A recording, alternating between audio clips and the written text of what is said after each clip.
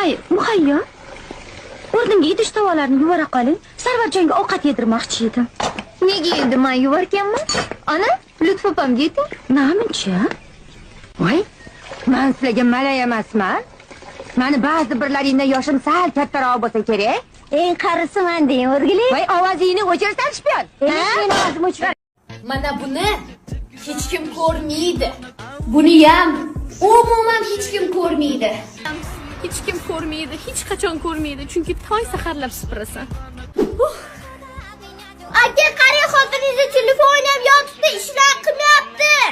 Kim buni hamma ko'radi. Salom alaykum jon.